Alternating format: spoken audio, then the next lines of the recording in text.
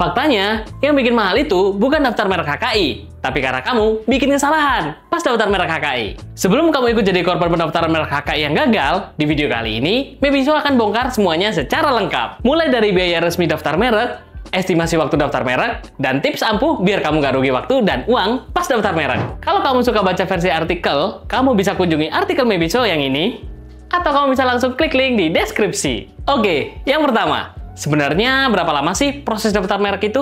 Faktanya, pendaftaran merek itu nggak bisa instan, karena butuh waktu minimal 6 bulan, dari mulai daftar sampai sertifikat terbit. Kok bisa selama itu? Ya, jadi sekarang pendaftaran merek itu hanya dilakukan secara online aja, dan setiap merek akan melewati beberapa tahap penting, untuk memastikan merek yang didaftarkan itu benar-benar original, dan nggak meniru merek lain. Di antaranya, pemeriksaan formalitas atau cek kelengkapan berkas, masa pengumuman publik, dan pemeriksaan substantif oleh DJKI.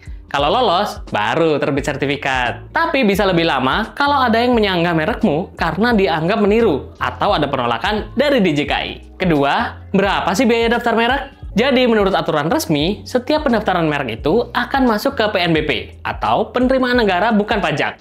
Dan ada dua jenis biaya dalam pendaftaran merek, yaitu untuk pemohon UMK sebesar Rp500.000 per kelas. Dan untuk pemohon umum atau non-UMK sebesar Rp1.800.000 per kelas. Kelas itu maksudnya kategori produk atau jasa. Misalnya, kamu punya usaha fashion dan skincare, berarti ada dua kelas yang akan didaftarkan, maka biayanya dikali 2. Meski jenis UMK lebih murah, tapi untuk jenis ini harus melengkapi dua dokumen tambahan ini. Yang pertama, surat rekomendasi UMK binaan atau surat keterangan UKM binaan dinas. Asli ya, untuk pemohon usaha mikro dan usaha kecil. Yang kedua, surat pernyataan UMK bermaterai.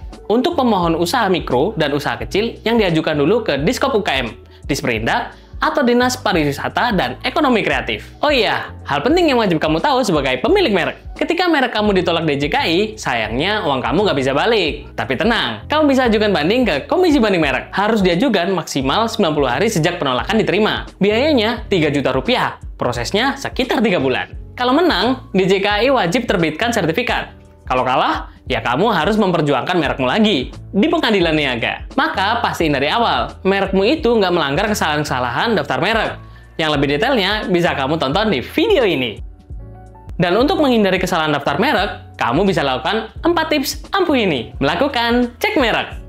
Sebelum daftar, cek dulu apakah merek kamu sudah dipakai atau mirip merek lain. Biar cek merekmu lebih detail dan tahu potensi keberhasilannya, gunakan fitur analisa merek otomatis di Mebiso. Cukup ketik nama merek kamu dan sistem akan kasih hasil. Apakah merek kamu aman, mirip, atau bahkan beresiko ditolak. Pilih kelas merek yang tepat. Merek itu dilindungi berdasarkan kelas produk atau jasa. Jadi kalau kamu jualan baju, tapi daftarnya di kelas makanan, merek kamu nggak akan dapat perlindungan yang tepat. Kalau kamu belum tahu kelas merek yang sesuai, kamu bisa tonton video kita yang khusus bahas cara memilih kelas merek di link pojok kanan atas. Siapkan berkas-berkas yang dibutuhkan dengan lengkap. Atau kalau kamu mau praktis, nggak mau repot dan takut salah langkah, kamu bisa konsultasikan gratis di to.mebiso.com/daftar. Langsung dengan ahli merek jasamerek.com by Mebiso yang udah berpengalaman bantu ribuan merek yang siap bantu dari awal sampai sertifikat keluar. Jadi itu dia waktu dan biaya pendaftaran merek HKI di Indonesia. Semoga videonya bermanfaat dan pastiin subscribe channel Mebiso biar kamu nggak ketinggalan tutorial seputar pendaftaran merek lainnya. Semua link sudah ditulis di deskripsi ya. Sampai jumpa di video berikutnya.